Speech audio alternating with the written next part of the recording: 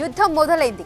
ఇప్పటికే Iran, Israel మధ్య రగులుతున్న కార్చిచ్చులో అమెరికా చేసిన దాడులు మరింత ఆజ్యం పోశాయి. దీంతో మిడిల్ ఈస్ట్లో డేంజర్ బెల్స్ మోగుతున్నాయి. ఇప్పుడు అమెరికా, ఇజ్రాయెల్, ఇరాన్ ఎవరు తగ్గేదేలే అన్నట్లుగా స్టేట్మెంట్స్ ఇస్తున్నారు. దీంతో ఎప్పుడేం జరుగుతుందో తెలియని పరిస్థితి. ఇంతకీ అమెరికా చేసిన దాడులు యుద్ధం అంతానికా, ఆరంభానికా?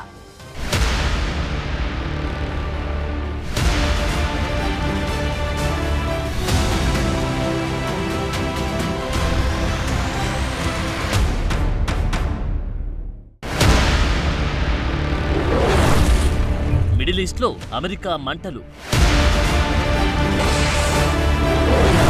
ఇరాన్ అణుస్థావరాలపై అమెరికా బాంబుల వర్షం, న్యూక్లియర్ సెంటర్లీ టార్గెట్గా దాడులు. ఈ దాడులతో ట్రంప్ ఇచ్చిన సందేశమేంటి?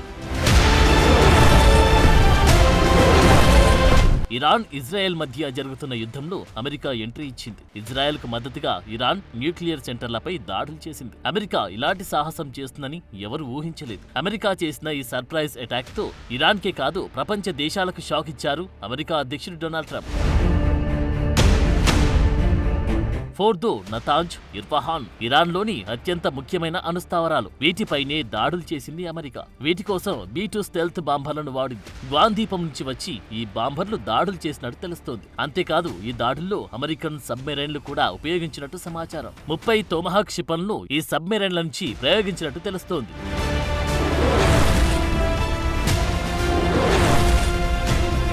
నిజానికి ఏ అణుకేంద్రం ఎక్కడుంది, అందులో ఏం జరుగుతుంది అనే విషయాన్ని ఇజ్రాయెల్ ఇంటెలిజెన్స్ కు తెలుసు. కానీ వాటిపై దాడి చేసే సత్తా ఇజ్రాయెల్ వద్ద లేదు. ఎందుకంటే ఇవి భూమికి చాలా లోపల నిర్మించారు. వాటిని ఛేదించగల బంకర్ బస్టర్ బాంబులు ఇజ్రాయెల్ వద్ద లేవు. అందుకే అమెరికా దాడులు చేయాలని కోరుతూ వచ్చింది ఇజ్రాయెల్. ఇప్పుడు ఆ మాటను నిజం చేసింది అమెరికా.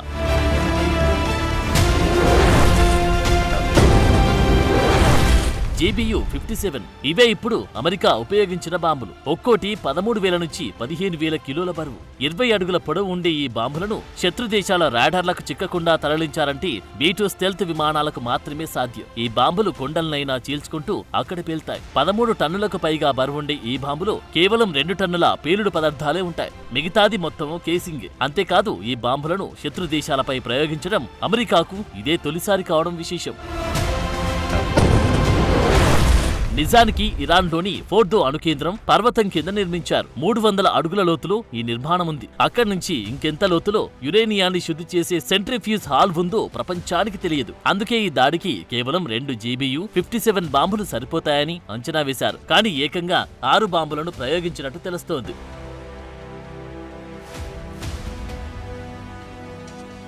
ఒక్కో B-2 బాంబర్ కేవలం 2 GBU-57 బాంబులను మోసుకెళ్లగలదు. దీనిని బట్టి చూస్తే 2 కంటే ఎక్కువ B-2 బాంబర్లను ఉపయోగించినట్టు అర్థమవుతుంది. అయితే ఈ బాంబర్లు గ్వామ్ ఎయిర్ బేస్ నుంచి తరలించారా లేక డియాగో గార్సియా బేస్ నుంచి తరలించారా అనేది క్లారిటీ లేదు. కానీ ఎక్కువ శాతం ఈ బాంబర్లు డియాగో నుంచి వచ్చి దాడులు చేసి తిరిగి వెళ్లినట్టు అంచనా వేస్తున్నారు. ఏ బేస్ నుంచి ఈ బాంబర్లు బయలుదేరినా కొన్ని వేల కిలోమీటర్లు ప్రయాణం చేయాల్సి ఉంటుంది. ఈ మధ్యలో అనేక దేశాలున్నాయి. కానీ ఏ దేశ డిఫెన్స్ వ్యవస్థ కూడా వీటిని గమనించలేకపోయాయి. దాదాపుగా 18 గంటల పాటు ఈ బాంబర్లు నాన్ స్టాప్ గా ప్రయాణించినట్టు తెలుస్తోంది.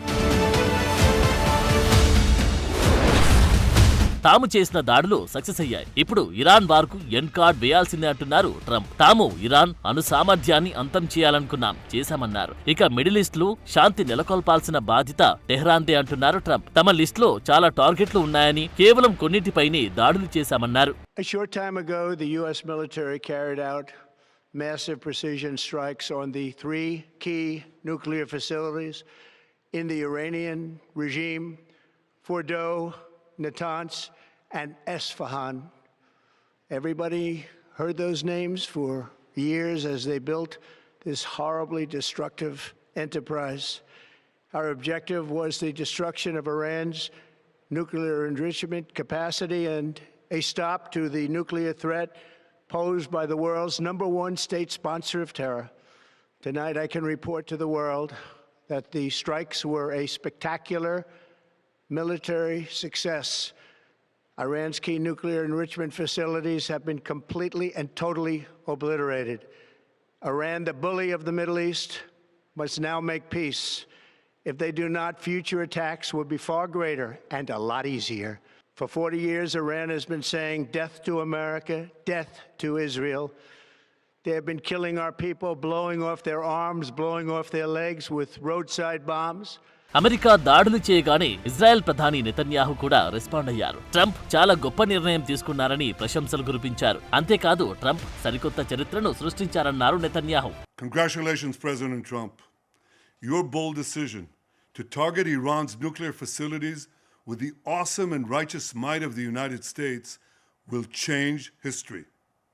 In Operation Rising Lion, Israel has done truly amazing things. But in tonight's action against Iran's nuclear facilities, America has been truly unsurpassed. It has done what no other country on earth could do. History will record that President Trump acted to deny the world's most dangerous regime the world's most dangerous weapons. His leadership today has created a pivot of history that can help lead the Middle East and beyond to a future of prosperity and peace. President Trump and I often say, peace through strength. First comes strength, then comes peace. And tonight, President Trump and the United States acted with a lot of strength. President Trump, I thank you. The people of Israel thank you. The forces of civilization thank you. God bless America. God bless Israel. And may God bless our unshakable alliance, our unbreakable faith. ఈ దాడులపై Iran మాత్రం ఒంటికాలపై లేచింది. ఇకపై అమెరికాతో దౌత్యమనే అంశమే ఉండదని తేల్చి చెప్పింది. America హిస్టరీలో ఓ మర్చిపోలేని గాయం ఖాయమైందంటూ తీవ్ర వ్యాఖ్యలు చేశారు ఆ దేశ విదేశాంగ మంత్రి సయ్యద్ అబ్బాస్. తాము శాంతియుతంగా ఏర్పాటు చేసుకుంటున్న అణు కేంద్రాలపై అమెరికా దాడులను తీవ్రంగా ఖండించారు ఆయన.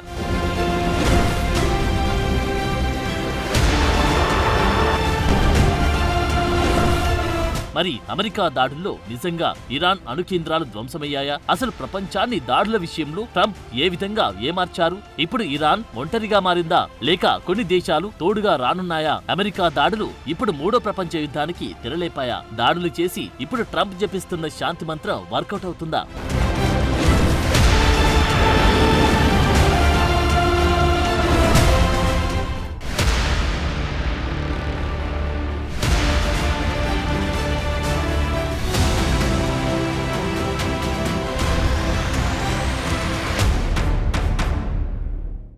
వ్యూహం ఏ దాడి సక్సెస్ కావాలన్నా ఏ యుద్ధం గెలవాలన్నా అవసరమైంది. అనేక యుద్ధాల్లో ఆరితేరిన అమెరికాకు ఇది వెన్నతో పెట్టిన విద్య. అందుకే ఆపరేషన్ మిడ్ నైట్ హమార్ పేరుతో ఇరాన్పై సర్ప్రైజ్ అటాక్ చేసింది. అయితే ఈ సర్ప్రైజ్ ఇచ్చేందుకు 125 యుద్ధ విమానాలను, 12కు పైగా బంకర్ బస్టర్ బాంబులు, 2 డజన్లకు పైగా టోమహాక్ మిస్సైల్స్ ను ఉపయోగించి జస్ట్ 25 నిమిషాల్లో ఈ ఆపరేషన్ ను పూర్తి చేసింది యుఎస్ ఆర్మీ. మరి అమెరికా చేసిన పని ఎలాంటి ఎఫెక్ట్ చూపించబోతోంది? దాని ఇంపాక్ట్ ఇతర దేశాలపై ఏ విధంగా పడనుంది?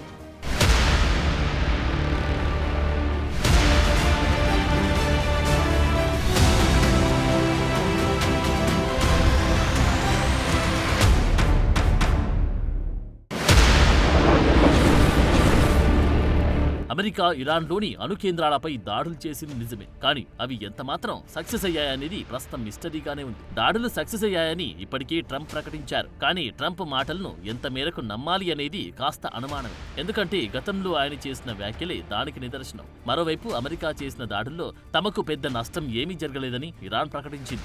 దాడులు జరిగింది నిజమే కానీ వారు ఆశించినట్టుగా నష్టం జరగలేదని ప్రకటించింది. కీలకంగా భావించి 3 అణుస్థావరాలను, కీలకమైన వాటన్నిటినీ ముందే తరలించామని తెలిపింది.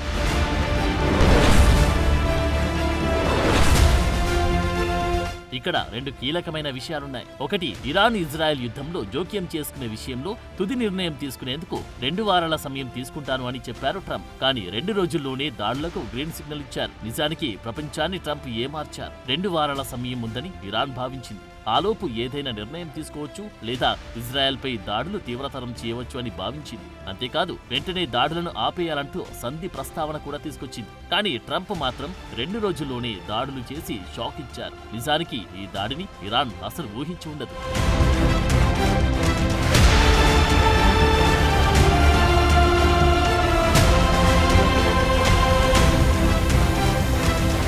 ఇక రెండో అంశం ఇరాన్ అప్రమత్తత. ఇరాన్ అణు కేంద్రాలపై నిత్యం నిఘా ఉంచాయి ఇజ్రాయెల్, అమెరికా దేశాలు. అక్కడ చీమ చిటుక్కుమన్నా పట్టేస్తున్నాయి. రీసెంట్ గా ఈ అణు కేంద్రాల వద్ద మూవ్మెంట్ పెరిగినట్టు గుర్తించాయి. భారీ యంత్రాలు, భారీగా వాహనాలు అణు కేంద్రాల నుంచి రావడం వెళ్లడం గమనించాయి. ఇప్పుడు దీనికి సంబంధించిన శాటిలైట్ ఫోటోలు కూడా బయటకు వచ్చాయి. అందుకే దాడులను మరింత త్వరగా చేయాలని ఇజ్రాయెల్, అమెరికా భావించినట్టు అర్థమవుతుంది.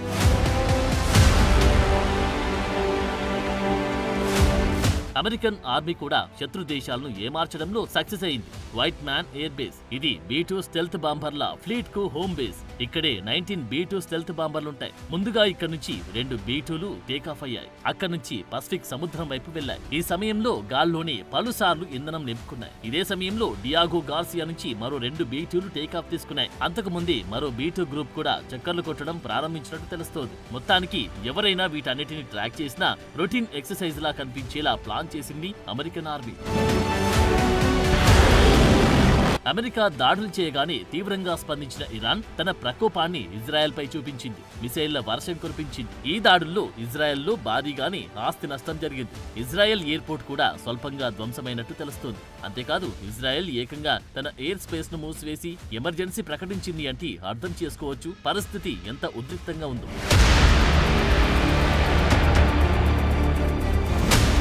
అమెరికా ఇరాన్ పై దాడులు చేస్తే రెడ్ సీలోని అమెరికా నౌకలపై దాడులు చేస్తామని ఇప్పటికే హౌతీలు ప్రకటించారు. ఇప్పుడు తాము దాడులు చేసేందుకు సిద్ధంగా ఉన్నామంటూ ప్రకటించారు. అంతేకాదు అమెరికా బేస్లపై దాడులు చేస్తామని ఇరాన్ ప్రకటించింది. ఇక ఇరాన్ హార్ముజ్ జలసంధిని మూసివేసే అవకాశాలు కనిపిస్తున్నాయి. అదే జరిగితే చమురు సరఫరా నిలిచిపోయే అవకాశం ఉంది. నిజంగా మూసివేయకుండా మూసివేస్తానని ఇరాన్ అధికారికంగా ప్రకటిస్తే చాలు అంతర్జాతీయంగా చమురు ధరలు పెరిగే అవకాశం ఉంది.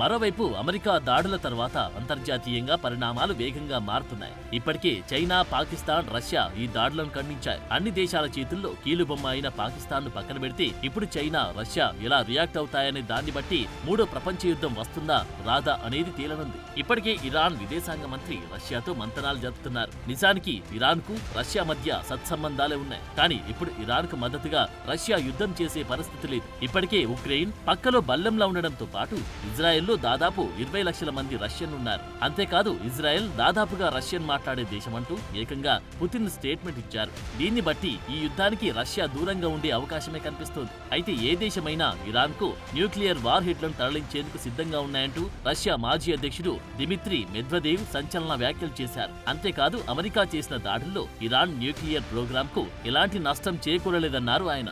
ఇక చైనా సంగతి తెలిసింది. తనకు కనీసం పైసా అయినా లాభం లేకపోతే ఏ పని చేయదు. అలాంటిది ఏకంగా అమెరికా ఇజ్రాయెల్ కు వ్యతిరేకంగా యుద్ధంలో కలిసి అడుగులు వేసే అవకాశమే లేదు. నిజానికి ఇరాన్ లో చైనాకు చెందిన రీసెర్చ్ సెంటర్లున్నాయి. వాటి జోలికి రానంత వరకు చైనా అసలు జోక్యం చేసుకునే అవకాశమే లేదు. ఇక అరబ్ దేశాలన్నీ ఇప్పటి వరకు అమెరికాకే మద్దతుగా నిలుస్తున్నాయి. ఒకవేళ అమెరికాకు వ్యతిరేకంగా ఏవైనా అడుగులు వేస్తే మాత్రం వాటి మధ్య కొరివి రాజేయడం అమెరికాకు పెద్ద పని కాదు.